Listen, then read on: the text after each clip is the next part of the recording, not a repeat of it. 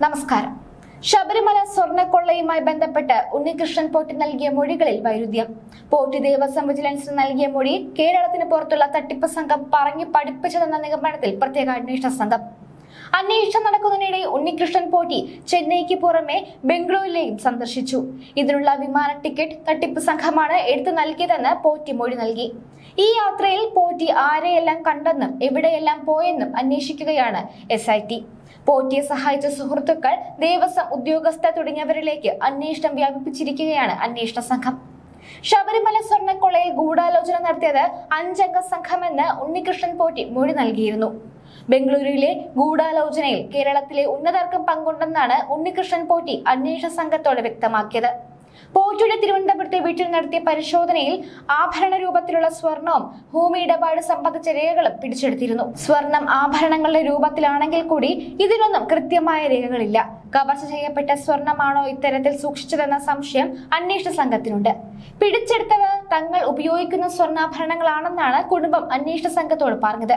പിടിച്ചെടുത്തതിൽ കോടികളുടെ ഭൂമി ഇടപാട് രേഖകളുമുണ്ട്. സ്വർണ്ണ കൈമാറ്റത്തിന്റെ പ്രതിഫലമായാണ് ഭൂമി കൈമാറ്റങ്ങൾ നടന്നതെന്നാണ് പ്രത്യേക അന്വേഷണ സംഘത്തിന്റെ നിഗമനം.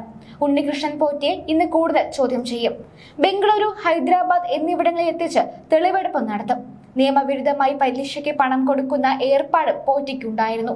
ഇതോട് അനുബന്ധിച്ച് കൈക്കലാക്കിയ നിരവധി ആധാരങ്ങളും അന്വേഷണ സംഘം പിടിച്ചെടുത്തിരുന്നു. പുളിമാത്ത വില്ലേജ് ഓഫീസർ, പഞ്ചായത്ത് വാർഡംഗം എന്നിവരുടെ സാന്നിധ്യത്തിലായിരുന്നു പോറ്റിയുടെ വീട്ടിൽ മണിക്കൂറുകൾ നീണ്ട പരിശോധന നടത്തിയത്. കേസിൽ വിവാദക്കാലത്തെ ദേവസ്വം അഡ്മിനിസ്ട്രേറ്റീവ് ഓഫീസറായ മുരാരി ബാബുവിനെ ചോദ്യം ചെയ്യാനുള്ള നടപടിക്രമങ്ങളിലേക്കും അന്വേഷണ സംഘം വൈകാതെ കടക്കും. ഇവരെ ഒരുമിച്ചിരുത്തി ചോദ്യം ചെയ്യാനാണ് നീക്കം. കൽപേഷ്, നാഗേഷ് തുടങ്ങിയവരെ കണ്ടെത്താനും ശ്രമം നടക്കുന്നു. ശ്രീകോവിലിന്റെ കട്ടിളയിൽ നിന്ന് സ്വർണം കവർന്ന കേസിലും പോറ്റിയുടെ അറസ്റ്റ് ഉടനുണ്ടാകും. ഈ കേസിലും 1-ാം പ്രതി പോറ്റിയാണ്. 2019 ദേവസ്വം ഭരണ സമിതിയാണ് 8-ാം പ്രതി. ചൊവ്വാഴ്ച ഹൈക്കോടതിയിൽ ക്രൈംബ്രാഞ്ച് ഇടക്കാല റിപ്പോർട്ട് നൽകുമെന്നാണ് വിവരം. അതേസമയം ശബരിമലയിലെ സ്വർണ്ണക്കൊള്ളയുമായി ബന്ധപ്പെട്ട കൂടുതൽ തെളിവുകളും ദൃശ്യങ്ങളും കഴിഞ്ഞ ദിവസം പുറത്തു വന്നിരുന്നു.